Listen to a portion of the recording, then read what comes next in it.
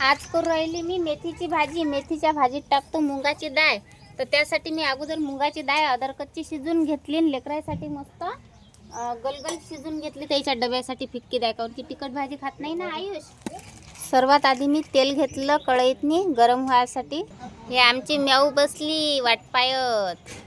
एक साईड लसण कांदा हिरव्या मिरच्या कापून घेतल्या. मेथीची भाजी मी पाण्यात भिजू टाकली होती, काऊन काय याच्यातनी पाणी मग पाण्यातनी माती मुरते ना त्याच्यासाठी. तर आता मेथीची भाजी काढून घेतो. तर सर्वात आधी मी काय करतो, जे आपण मेथीची भाजी पाण्यात भिजू टाकली होती ना, तर ते काढल्याच्या नंतर अशी बारीक बारीक कापून घ्यायची. सर्व भाजी तशीच कापून घेतो. तर मेथीची भाजी सर्व कापून झाली, पाहू शकता तुम्ही कढईतनी. आता हे सर्व काढून घेतो, फोडणी देऊन देतो. तर फोडणीसाठी तेल पण गरम होईल आहे. सर्वात आधी जिरं टाकून घेतो अर्धा चम्मच. मस्त तडतडल्याच्या नंतर लगेच कांदा घेतो टाकून. कांदा टाकल्याबरोबर हिरव्या मिरच्या पण टाकून घेतो. हिरव्या मिरच्या तेव्हाच टाकून घेतो जेव्हा कांदा टाकला त्याच वेळेस. त्यानं काय होते, कांदा पण ओला राहते, मिरच्या पण ओल्या राहतात, तर ते मस्त तेलात परतून जातात. तोपर्यंत तिकडे कांदा परतेपर्यंत लसण कुटून घेतो जाडसर असा. लसण कुटून घेतला. आता टाकून घेऊ तेलात. तेलात पण मस्त लसण परतून घेऊ. थंडीचे दिवसात भलकसे लयच थंडी पडू राहिली आमच्या इकडे. लयच थंडी आहे ना.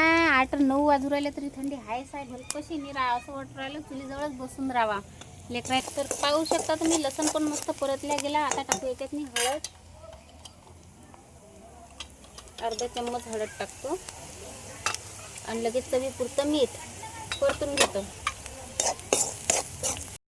मुगाची डाळ पाहू शकता तुम्ही अशी अदरकच्ची शिजवली. तोडून दाखवतो मी तुम्हाला. फक्त वाफेत शिजवली अगोदर आणि बाजूनं काढून घेतली. हे पहा कसं 2 तुकडे होतात त्याचे. तर आता फोडणीतली टाकून घेतो मुगाची डाळ आणि परतून घेतो एक वेळ.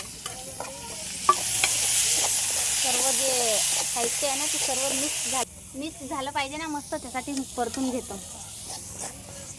कापलेली मेथी मस्त टाकून देऊ याच्यात. परतून घेऊ मस्त. मेथीची भाजी मस्त परतून झाली. आता याच्यावर 2 मिनटं झाकून ठेवून देऊ.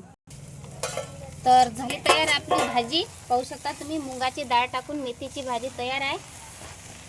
तर आता भाजीची काढून घेतो.